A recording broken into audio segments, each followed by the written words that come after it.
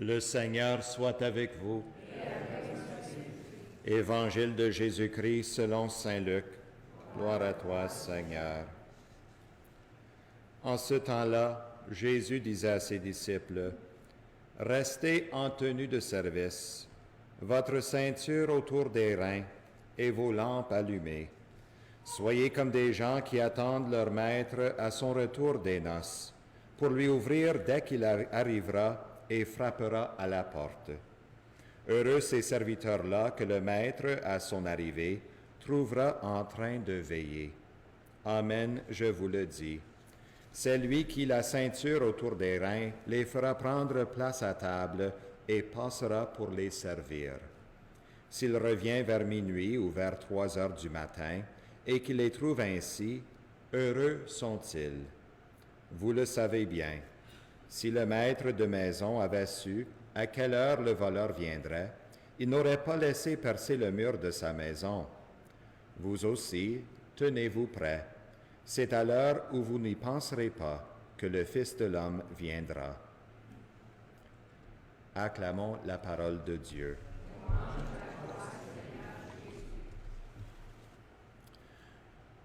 Que penseriez-vous d'un peuple ou nation très petit, moins nombreux, pauvre, faible économie, dans une place obscure dans le monde, et qui avait un point de vue de la réalité, de la création autour de nous et des croyances très différentes de toute autre civilisation dans le monde à l'époque. On penserait peut-être ou on dirait d'où est-ce qu'ils prennent leur information, eux autres, n'est-ce pas? Imaginons si les croyances ou les points de vue de la réalité étaient très, très différents des États-Unis, du Canada, on dirait bien où sont les sources de ces informations-là pour créer une telle différence. Mais cela a été une réalité dans les temps bibliques. Le petit peuple juif et chrétien du temps de la Bible, l'Ancien et le Nouveau Testament, qui a duré plusieurs siècles, disons, était et avait des croyances et un point de vue vis-à-vis la réalité et la création complètement différente de toute autre civilisation connue au monde à l'époque. Par exemple, c'était seulement ce petit peuple juif et chrétien, pauvre, obscur dans le Moyen-Orient, pas si nombreux que ça, qui reconnaissait que le soleil et la lune étaient juste des objets lumineux dans le ciel. Toutes les autres superpuissances comme l'Égypte, la Babylone, la Syrie, l'Empire romain, croyaient que la lune et le soleil étaient des dieux, étaient divins, et ils avaient des noms, et tout le monde reconnaissait cela. Et on demanderait si ce petit peuple juif chrétien des temps bibliques avait de l'intérêt économique et voulait appartenir aux autres superpuissances et l'élite culturelle de l'époque, ils auront changé tout cela, leur point de vue de la réalité.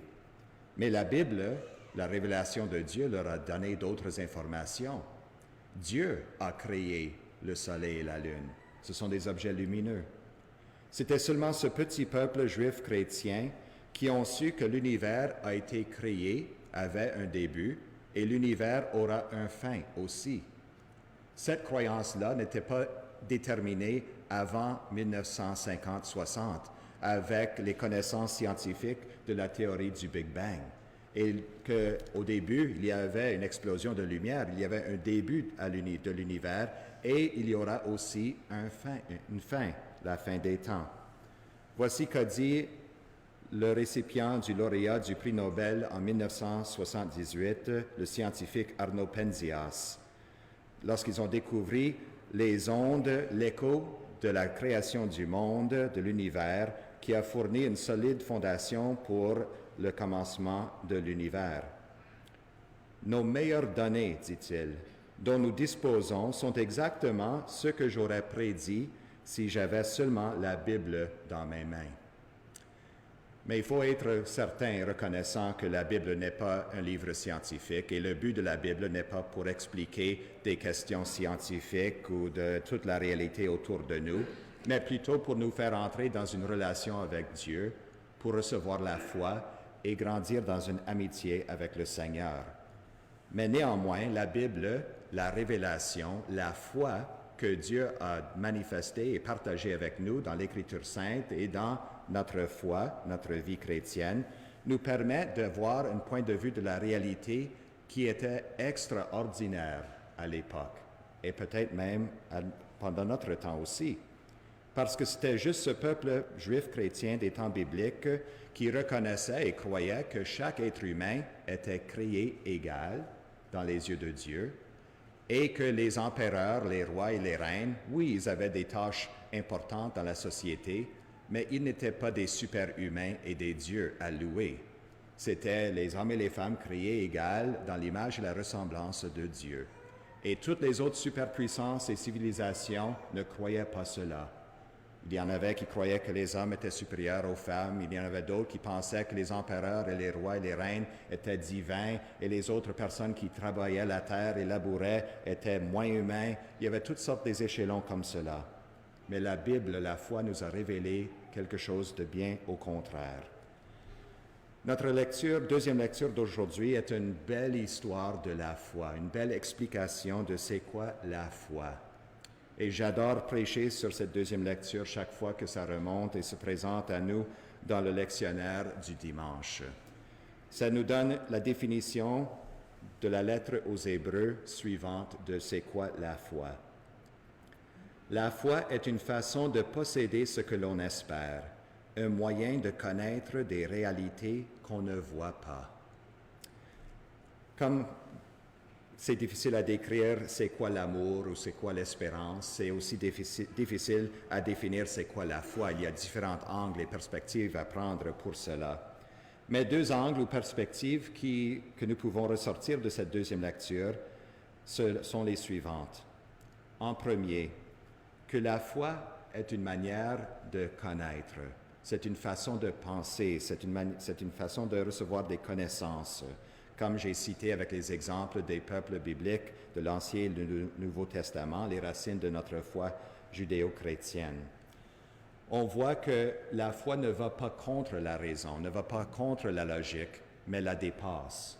La foi élève nos pensées à voir la réalité invisible autour de nous et aussi porter l'espérance à ce que l'on espère. Alors, la foi est une manière de comprendre le monde, de qui nous sommes, de qui Dieu est et que c'est quoi son plan pour notre vie. Mais en deuxième lieu, la foi aussi aime s'incarner. La foi n'est pas juste l'acceptation de l'information qui vient de Dieu et des connaissances, une façon de connaître. La façon de vraiment vivre la foi, c'est de la mettre en action, la mise en œuvre de la foi dans la vie quotidienne. Alors la foi, c'est aussi accepter ce que Dieu nous montre, nous révèle dans son Fils Jésus, dans notre foi, dans l'Écriture sainte, et de prendre des décisions quotidiennes, de la mettre en pratique. C'est pour cela, dans ce chapitre 11 de la lettre aux Hébreux, nous voyons que la meilleure façon d'expliquer c'est quoi la foi, c'est avec des témoins de la foi.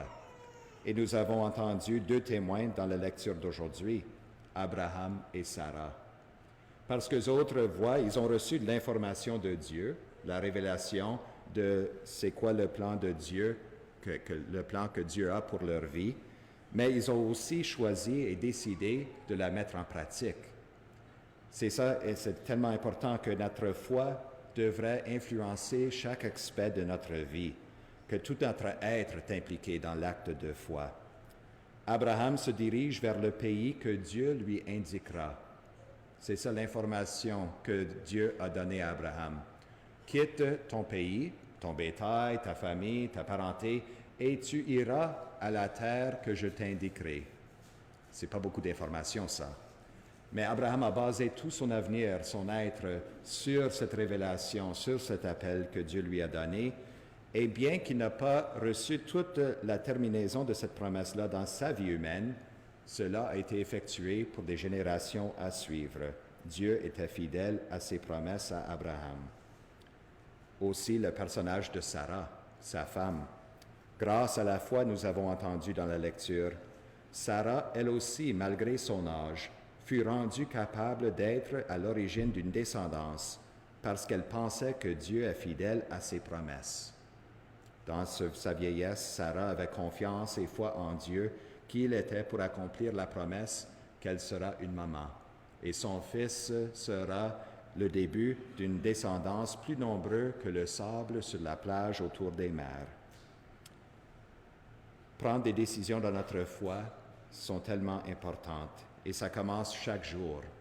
Quand je décide de prendre des temps de prière, quand je décide d'assister à l'Eucharistie, quand je décide de donner un mot d'encouragement envers quelqu'un qui en a besoin. Toutes ces petites décisions quotidiennes sont des décisions qui mettent en action et témoignent de notre vie de foi, qui le mettent en pratique, comme Abraham et Sarah. Alors, je vous laisse avec une question de réflexion pour cette semaine pour notre prière, parce que de temps à autre, ça nous fait du bien pour grandir dans notre foi, d'y réfléchir, et pour voir est-ce que je laisse ma foi entrer dans toutes les différentes dimensions de ma vie. Alors, si j'enlèverais l'ingrédient de la foi de ma vie quotidienne, qu'est-ce qui changerait? Est-ce que ma routine changerait?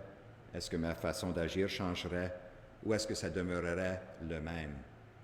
Si ça demeurerait le même, peut-être qu'il y a des changements que moi j'ai besoin d'effectuer dans ma vie quotidienne.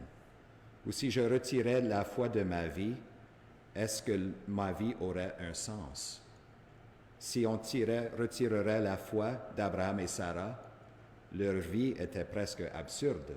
Qu'est-ce que tu fais, Abraham? Laisser ton travail et ta parenté comme ça pour aller nulle part vraiment, à une terre que Dieu t'indiquera.